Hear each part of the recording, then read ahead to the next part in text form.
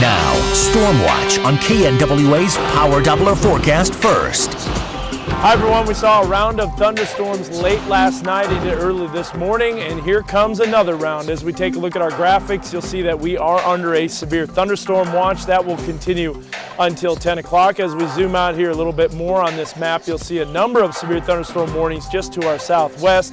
As we look at live Power Doppler, we're going to track this over the next 3 hours, and you can see it moving into the Fayetteville region around 7:18. That will be the leading edge of the heavier rain. And our forecast overnight tonight, here's what it calls for. Thunderstorms developing late, 70 degrees. And we'll take a look at the rest of your 7-day, which does include storms over the weekend as your news starts now. Now, with Northwest Arkansas News, always, this is KNWA Live at 5. Now on KNWA, what happens when severe weather hits the area and how do storm spotters work to protect you and your family? Good evening, I'm Neely Jones. And I'm Matt Turner. Thanks for joining us tonight. Tuesday, Alex Lippin went out with a couple of our KNWA storm spotters for a closer look at the work they do in the field. Yeah, after traveling to 3 different states, Alex is now back in Northwest Arkansas. He joins us live in Fayetteville with more. Alex? Guys, viewers may remember a few weeks ago when we were talking about the shear vector tornado theory. Now, yesterday, we were lucky enough that no tornadoes actually touched down on the ground during our chase, but the data that chasers were able to collect and evaluate in the field may help prove this theory's worth. By early afternoon, several storms were already making their way into areas of Kansas and Missouri. Storm spotter Derek Massengale, well equipped to track the storms from his chase vehicle, was able to coordinate with Chief Meteorologist Dan Scoff in order to pick the cells with the most potential for producing tornadoes. In Pittsburgh, Kansas, an extremely long shelf cloud began showing signs of rotation. Tornado sirens warned residents who began locking up shops and abandoning streets in seek of shelter. Luckily, the storm did not produce a tornado, and from almost the very start, the storm that showed good potential for producing one never lined up with the shear vector theory.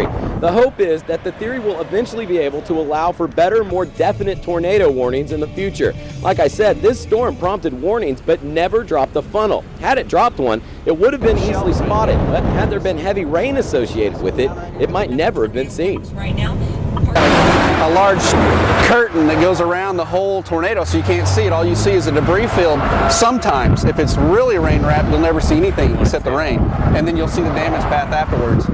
A rain-wrapped tornado near that same town you just saw injured 20 people and killed 3 in May of 2003. Now, tonight at 6, we're going to take you inside the entire day of chasing yesterday and tell you more about how the shear vector theory could help save lives. Guys? Did you ever get scared out there, or did you have a good time? It was a lot of fun. It was very interesting, but there were some really tense moments, no question. I bet. All right, thanks, Alex. In other local news, a man got hit by a vehicle today in Fayetteville on South School Street. Now, this happened around 12:45 this afternoon when police say an obviously intoxicated man named Lynn Ward tried to cross the road. During that time, he got hit by a minivan, which caused a broken leg and a fractured pelvis. Today in Rogers, a 76-year-old local woman was pushed to the ground and then robbed. Somebody stole her purse while she was walking on a trail near the intersection of North Dixieland and West Olive Roads. Police are now looking for a Hispanic man in his early 20s. There you see he's described as being about 5'6" with short black hair and a medium build. If you have any information about that crime, you're asked to contact the Rogers Police Department. Well, you probably know of former Centerton Mayor Ken Williams. Williams pleaded guilty to forgery this week in a courtroom. He has been sentenced to 5 years probation and 110 hours of community service. Williams said he assumed the name of Ken Williams in an effort to escape death threats from a cult. He served as mayor from 2001 to 2007. Benton County needs to make major spending cuts because of an expected drop in sales tax revenue. The majority of the cuts will come from the county judge's department. Leaders need to cut $1 million this year and next, plus another $800,000 in 2011. Well, businesses, you know this, they'll often offer incentives to get customers, but now homeowners seem to be doing the same. That's right. You got to do something nowadays. KNWA's Liz Hogan is following that story. She joins us now live to explain. Liz? Well, Matt Neely, in this housing market, you've got to get creative if you want to sell your home. Meet Art and Leslie Ray. They want to sell this 3-bedroom ranch-style home in Springdale. The Rays moved out of the home about a year ago, and it's been on the market under an agent for about 3 months. Unfortunately, no one is biting. The Rays have already come down on the price of the home, and recently they decided to throw a little something extra in to sweeten the deal. Art says he saw an ad for a car dealership offering a free cruise to anyone buying a car, and that gave him an idea because Art happens to own his own charter flight company. If they buy the house at closing, we will give them a charter flight to Austin, Texas, and it will include 2 nights hotel, and it will include their car rental. It seems odd, it's different, but there are so many houses on the market, and I just don't see very many selling. The Rays say the trip has a value of more than $4,000. They say it's well worth it if it will help them sell the home. And that's not the only bonus they're offering. The Rays plan to give away a free aerial tour of Northwest Arkansas to someone attending their open house this weekend. The Rays aren't the only people to do this. Lakers tickets, trips to Rome, even motorcycles are just a few of the extras home sellers across the country are offering. Matt? Sounds good, doesn't it? Yeah, it's nice. It's a nice little perk. All right, thanks, Liz. And speaking of incentives, the Lindsay Management Company is now giving away free prescription drug cards to all the people who rent their properties. According to company officials, the card will offer huge discounts for most medications, and you can learn more about the program by heading to nwahomepage.com. Okay, so you may have noticed your tap water tastes a little different lately. The Beaver Water District says the lake started to turn a little earlier than usual. More spring showers mean more runoff. The spokesperson says you can still drink the earthy smelling water. Now, the Benton County Fairgrounds and Expo Center needs your help. The nonprofit organization started a letter writing campaign Monday to help raise some funds. The group needs to cover utilities and insurance for the fall fair. At a meeting tonight, organizers will decide how much money the group needs to raise to keep costs down for families wanting to attend the fair. The Rogers Airport is about to get a federal grant to help build a new taxiway. The announcement was made by U.S. Senators Blanche Lincoln and Mark Pryor, along with U.S. Congressman John Bozeman. Now, they said the grant is being provided by the National Department of Transportation.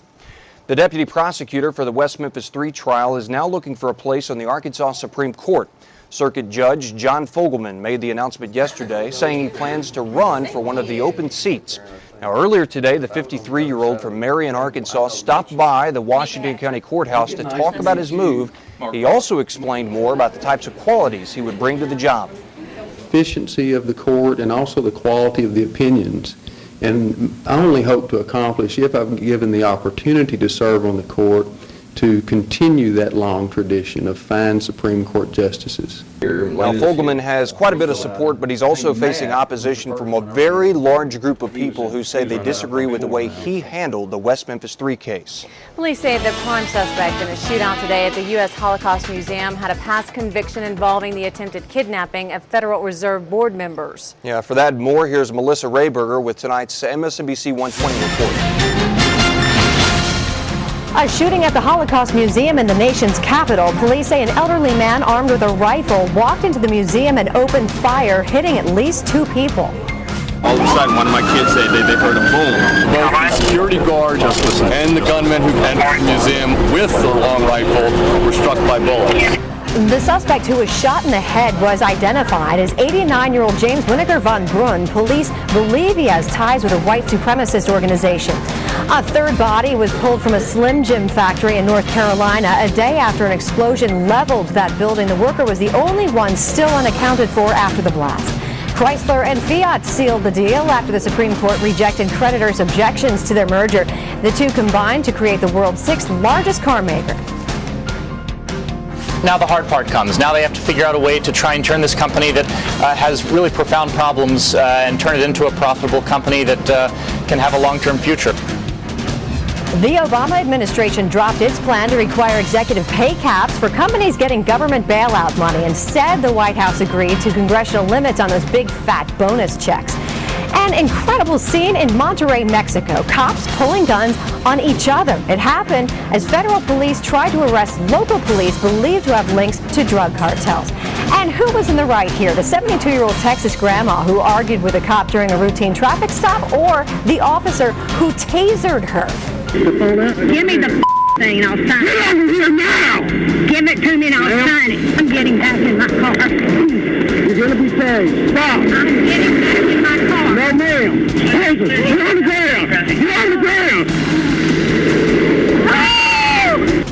Catherine Wingfine originally said she did nothing to provoke the officer, but after this tape came out, she stopped talking to reporters. That's your MSNBC 120. I'm Melissa Rayberger. Coming up, some local students were in Washington Day when that shooting took place. We've got more on that story. Yeah, we're talking about kids from Old High and Spring Hill middle schools in Bentonville. Apparently, some of the students had just left the museum. Another group was on its way. Our own Brad Reed is following that story. He's going to have much more about that tonight at 6. All right, in Live Green, what kids can do to help Mother Earth. Yeah, first though, we're going to tell you about the financial rewards and dangers when it comes to investing money in Africa. If you see breaking news or have a story idea, call the KNWA Tips line today at 571-TIPS or the toll-free number you see here. 571-TIPS.